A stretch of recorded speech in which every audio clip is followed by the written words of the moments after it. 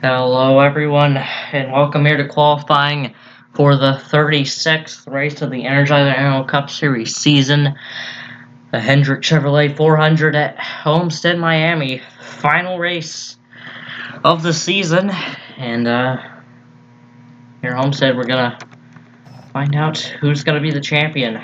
But, of course, we gotta do qualifying first, of course, to see who will get the pole. But first, we start off with our raceway drivers. We're gonna make this race top 4 make it in, and yeah, see who will be making their final starts this season at this track. Yeah.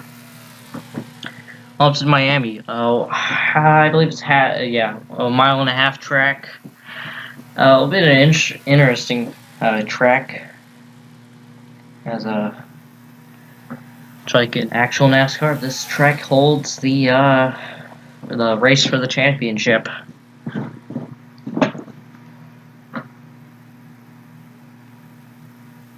So in Miami,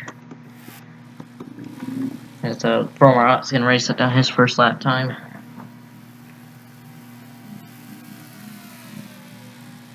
He puts down a 27.999 start off. Almost a 28 flat.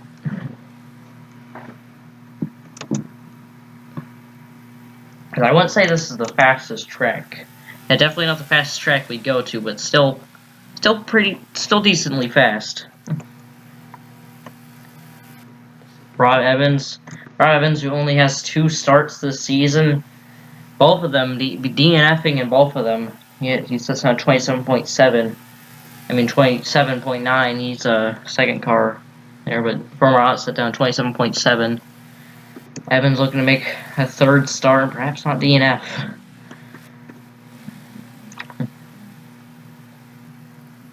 So says Evans puts down a 27.6 that time. Everyone's starting to pull off now. So the race will actually be under the lights, but we are qualifying in the day. This track is a bit slippery. You can see cars sliding up the track sometimes. You might get some people hitting the wall off turn 4. We'll see. As Evans currently topping the board right now with a 27.4. If he can hold that, he'll be able to make a 3rd start. Well, Ryan's Furley Tube has a 27.6 second. And Jacob Rose from our odds also inside that top 4, but Luke Perkowski and Derek Hamill jump inside the top 4, pushing other people out.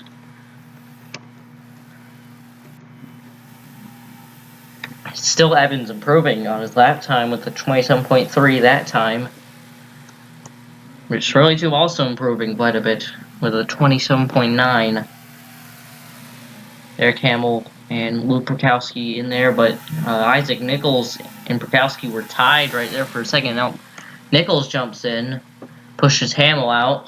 Well, Perkowski jumps to the second, while Evans continues to improve his lap time. There's 1 minute left till overtime now. Overtime shouldn't be that long.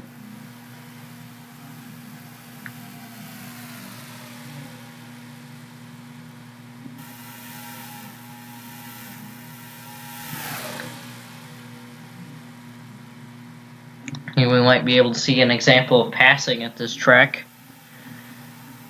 As you see a lot of passing off of the corners, I believe, yeah.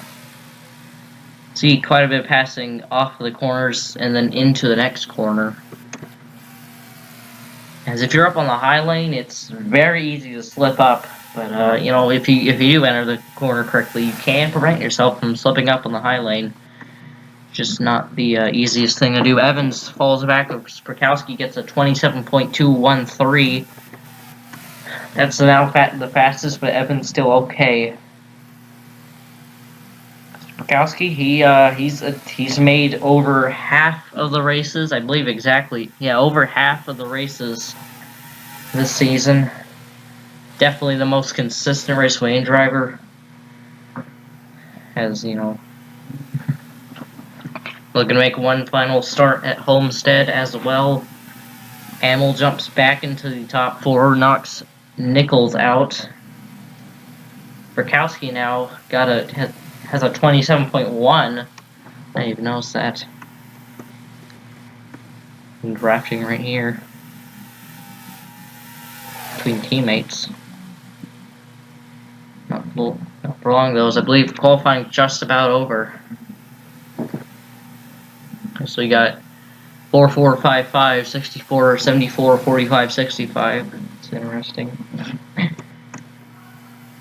Right now. And that's it. Oh, alright. Your 4th driver is gonna be making it into the finale at Homestead. Luke Bukowski, Rob Evans, Riley Spurley-Tube, and Derek Campbell. All are gonna move on and advance to full field qualifying for the pole position. I'll see you then. Alright, so back here to qualifying for the Hendrick Chevrolet 400 at Homestead Miami Speedway, the season finale, the race for the championship. As we're gonna start qualifying here at Homestead. So, yeah, this is the final race of the season. Tyler Lyman's gonna be the first one off. As you're gonna see who will be getting the pole here at Homestead in the final race. As we've hit the final round of the chase, it's down between 4 drivers, and it's winner takes all. Laps led do not matter at all in this race. It's all about where you finish for the final 4. And how about we go over those final 4? Caleb Campbell. He was the points leader coming into this round. That does not matter too much, of course. He is probably looking the strongest coming into this, as I believe he has the most wins out of everybody in the final 4 with 3. Fun fact, he also has the most poles this season with 6, as he is ready to pull off here. See, yeah, he pulls off. Here, next driver, Jake Hoover. Now we're going to make Caleb Campo as the owner of Caleb Campo Motorsports. Not the only owner driver competing in the final 4, though. Jake Hoover, one of Caleb Campo's cars. He's also going for the championship. Maybe he can get it done, but who knows. And the 3rd is number 3, the only Powers Racing car left in the chase, surprisingly. In fact, I honestly thought he'd I don't know. I don't know what I was going to say, but he's shown a ton of speed in the chase so far. While he didn't show that too much during the regular season, he was able to get a win at Vegas, and he was able to go back-to-back in Vegas at the chase. And your last driver is owner driver. Where is he? Pulled off of the track. Yeah, there he is. Your last driver in the final 4, owner driver. The only Dodge that's made the final 4. Yeah, one of the only Dodges in the series. Quentin Moore. Only 1 win this season that came at Zenjoltis, which was what propelled him into the chase.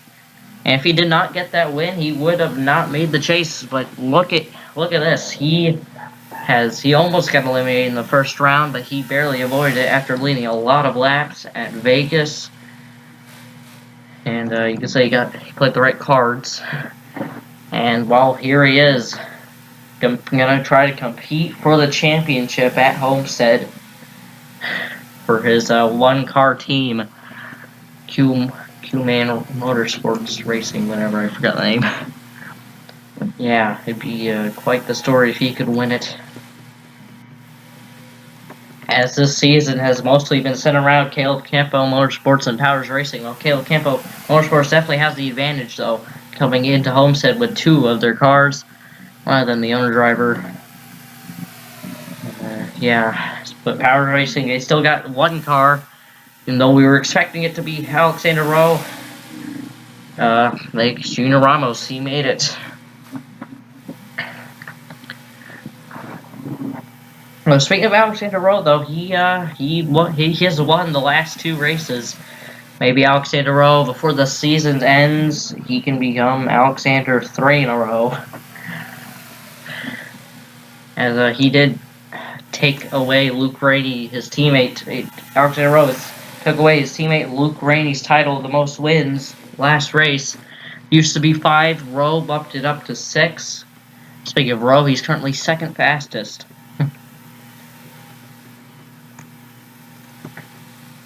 But your highest championship 4 driver right now is Caleb Campo, 4th fastest. Now 5th fastest. That's the one thing you do not want to do at this track is start in the back. It is quite hard to recover.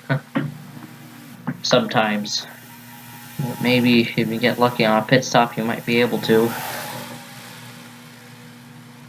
As Junior Ramos, speaking of starting in the back, he's only 41st in the 41st fastest right now. I think he only set to 1 lap. As Luke Rainey jumps to top 4, was just talking about him. Both him and Rowe were eliminated in the round of 12. I thought both of them were going to be able to make the final 4.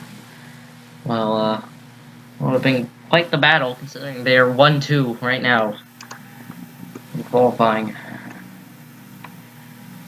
But yeah, one thing you do not want to do if you're in this if you're in this final 4 is start in the back.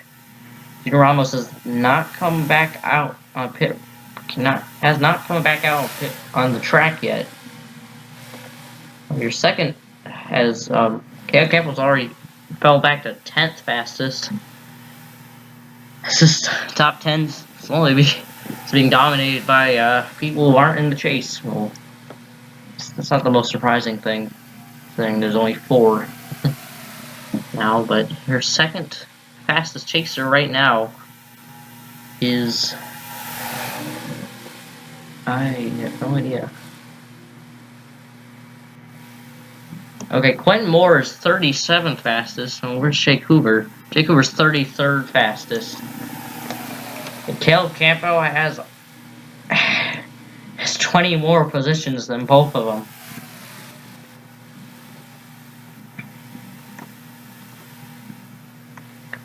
Gino Ramos finally coming back on track. He still has time to get some good lap times in there. Still has enough time for that. So this championship race might get pretty interesting if all of our championship 4 start in the back. But Caleb Campo, he's currently still holding on to 10th fastest, though. So he might be able to. It'd be quite something if he were able to dominate the race. Which isn't impossible. It's not impossible, but I don't know. Yeah, that 46 team, though, they've had incredible speed the past races. I don't think, yeah, they weren't involved in a wreck at Talladega last race. I think they got a solid top 10.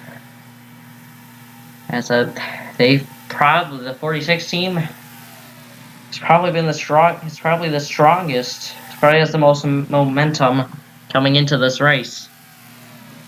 Well, Alexander Rowe looks like he might trying to get that pole. Hey, he might be able to get that win as he almost took out the 36 right there. It was close. I think he made some contact with them. Well, Gino Ramos has not been able to improve that lap time yet. In fact, he drops all the way to the bottom, 42nd fastest. That is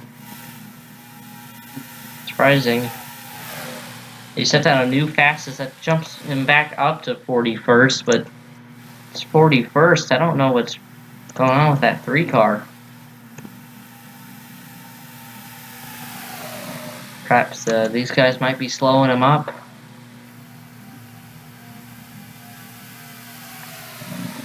Quentin Moore, looks like Moore's improved his lap time. Where did he go? Wow, okay. Crack everything I said. Junior Ramos jumps up to 5th fastest with that lap time. And now he becomes the highest in the championship 4. Looks like he's not lost speed at all. As Caleb Campbell falls like the 12th fastest, Quentin Moore up to 18th fastest.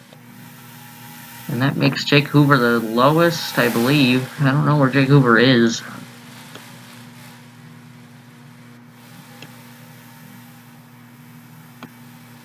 .33rd fastest still. It's not good for Hoover. But these three, Junior Ramos, Caleb Campbell, and Quentin Moore, are still pretty close to each other. I believe Caleb Campbell and Quentin Moore would both start on the outside as we're about to hit overtime. Looks like Alexander Rowe is going to get the pole. Looks like it.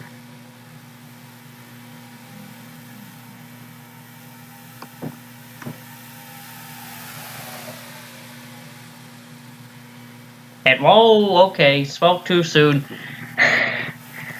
And look at that. That 3 cars definitely stepped up his game. With only a couple seconds remaining, I believe this qualifying's about to end. Junior Ramos looks like he's going to get the pole. Well, as we hit overtime, Junior Ramos steps up the game a ton. Powers Racing 1, 2, 3 with number 3 at the top. Junior Ramos, don't count him out. Don't count anybody out.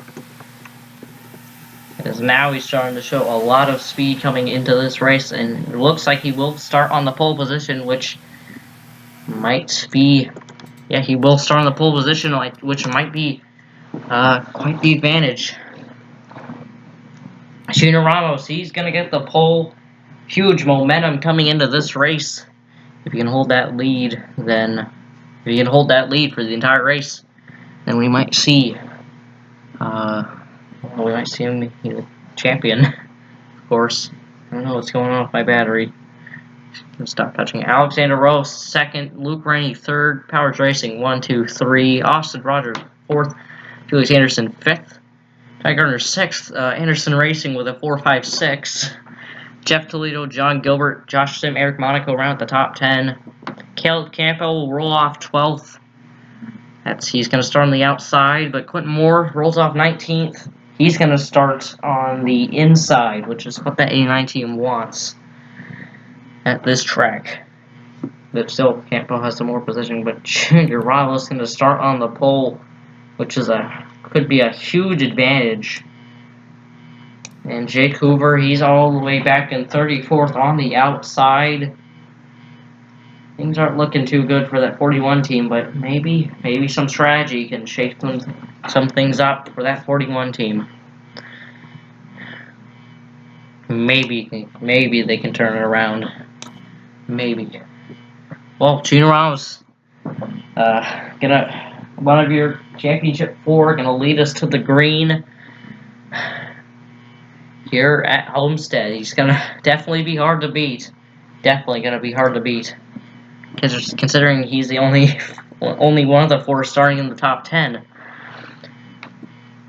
So, yeah, I'll see you tomorrow for the finale of the Energizer NROL Cup Series season, the Hendrick Chevrolet 400 at Homestead Miami Speedway. I'll see you then.